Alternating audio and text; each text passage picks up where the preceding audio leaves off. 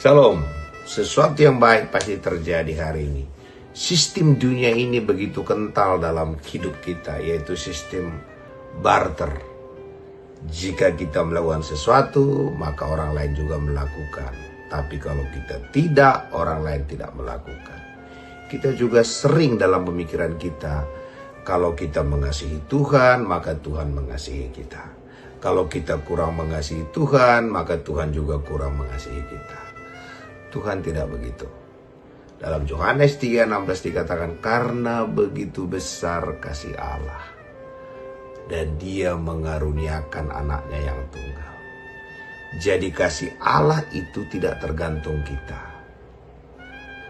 Dia tidak mengatakan karena begitu besar kasih Allah, maka setiap orang yang baik. Enggak. Dia langsung berikan anaknya. Dan apa kata dia? Bukan yang baik, yang percaya saja. Jadi syaratnya adalah bukan yang mereka itu harus baik, enggak.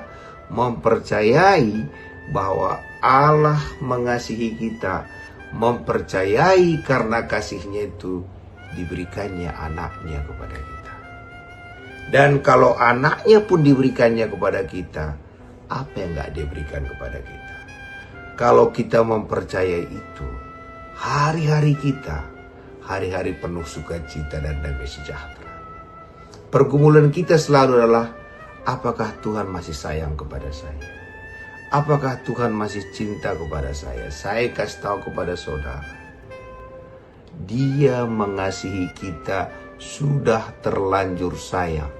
Dia sudah berikan anaknya bagi kita. Dia tidak mungkin tidak mengasihi kita. Kita katakan, gimana kalau saya gagal, saya salah, saya berdosa? Itu yang ditanya oleh Petrus. Berapa kali orang gagal Tuhan? Apa kata Tuhan?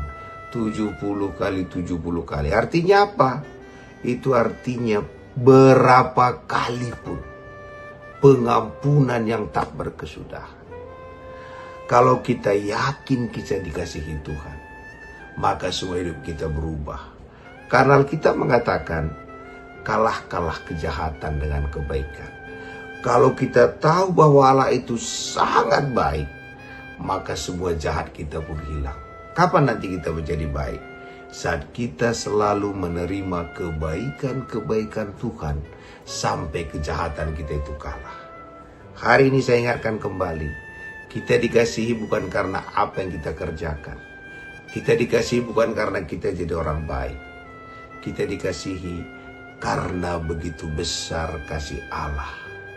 Dan kasih Allah yang besar itu jauh lebih besar daripada dosa dunia ini. Maka anaknya diberikan mengampuni dosa dunia ini. Terpuji nama Tuhan.